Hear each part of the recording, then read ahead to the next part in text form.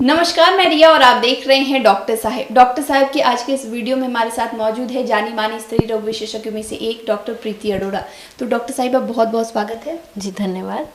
Doctor साहिबा, cancer जो अपने आप में बहुत घातक बीमारी है, उसकी स्क्रीनिंग के बारे में हम आपसे जानकारी लेना चाहते हैं। अच्छा, कैंसर स्क्रीनिंग देखिए, सबसे पहले तो हमें ये जानना होगा कि हम किन कैंसर्स की स्क्रीनिंग करते हैं।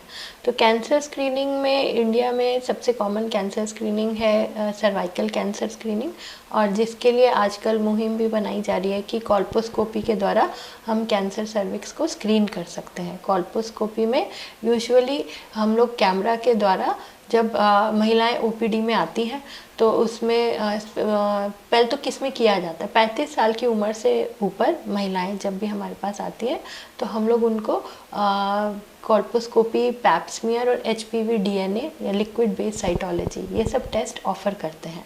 तो क्योंकि cancer cervix human papilloma virus के द्वारा फैलता है, तो एचपीवी डीएनए टेस्ट उस वायरस का किया जाता है।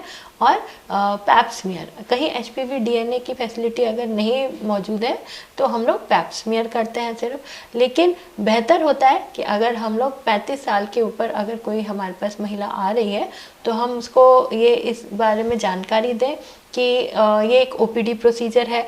जब हम उनका चेकअप करते हैं, अगर वो अपने पीरियड्स के समय में नहीं है तो हम उनको उस समय जब हम चेकअप करते हैं तो उस समय ही एक स्लाइड बना लेते हैं, और उसके लिए और उसके साथ साथ उसी जो सिक्रीशंस होगी सर्विक्स की उसमें हम उसको वायरस एचपीवी डीएनए के लिए और लिक्विड बेस्ड साइटोलॉजी के लिए हम लोग उसको भेज सकते हैं, और लैब से उसका रिपोर्ट 2 ही दिन के अंदर आ जाता है। यूजुअली 2 से 3 दिन के अंदर हम ये जान सकते हैं। अब जिन महिलाओं में एचपीवी डीएनए पॉजिटिव पाया गया तो उन महिलाओं में हम लोग उनको ट्रीटमेंट देते हैं। उन महिलाओं को यूजुअली हम लोग CIN1, CIN2, CIN3 करके और कार्सिनोमा सर्विक्स इन C2 प्लस कार्सिनोमा सर्विक्स, ये एक स्टेजेस है।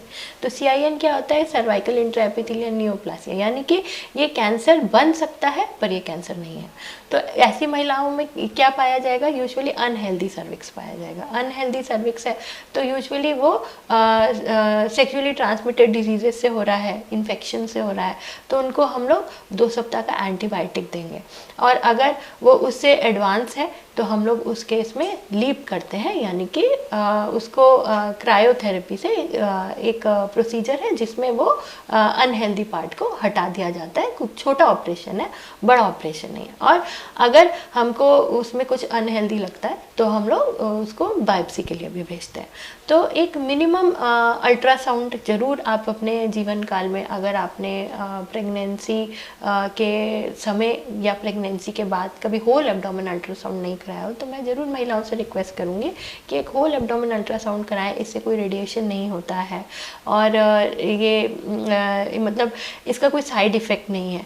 तो होल एब्डोमेन अल्ट्रासाउंड कराने से आप अपने अर्ली जेनेटिकली ट्रांसमिटेड फैमिलीज़ में जो ट्रांसमिट हो रहे हैं कैंसर, जैसे कि गॉल ब्लैडर कैंसर है, पेनक्रियाटिक कैंसर है, या ओवेरियन कैंसर है, यूटेराइन कैंसर है, तो इन सब कैंसर्स के बारे में, और कैंसर सर्विक्स में ये तो एडवांस स्टेज में ही पता चल पाता है। तो इन सब चीज़ों के बारे में आप एक मिनिमम इन्वेस्टिगेशन अल्ट्रासाउंड के द्वारा जान सकते हैं। प्लस अगर आप अपने निकटतम गायनेकोलॉजिस्ट को विजिट करते हैं, वो आपका चेकअप करती हैं, तो डेफिनेटली वो कैंसर सर्विक्स की स्क्रीनिंग कर सकती हैं।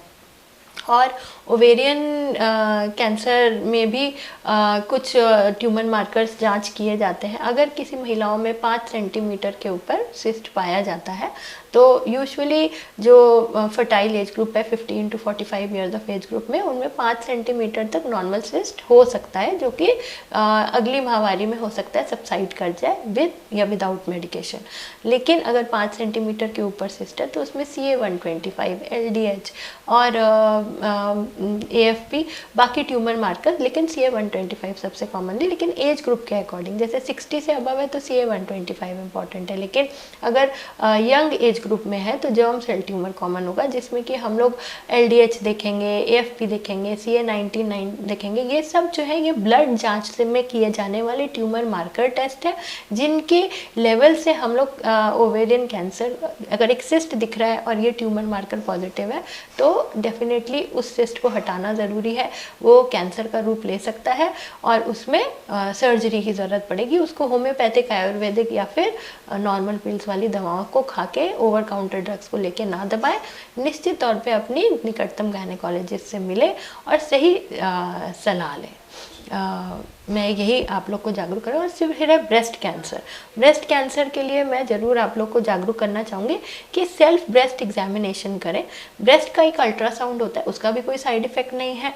अगर 45 साल से बाद की महिला है तो उसमें मैमोग्राफी होती है। अगर 45 साल से कम की महिला है तो उसमें 30 से 45 साल के उसमें ब्रेस्ट अल्ट्रासाउंड होता है। यंग एज ग्रुप में भी छोटे से सिस्ट पाए जाते हैं, फाइब्रोएडिनोमा, तो ये सब भी भविष्य में कैंसर का रूप ले सकते हैं। तो अपने नियमित रूप से ब्रेस्ट का एग्जामिनेशन करें और अल्ट्रासाउंड करवाएं। Thank you.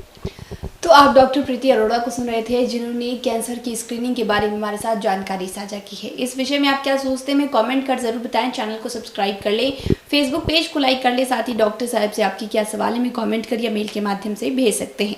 वीडियो देखने के लिए आपका शुक्रिया।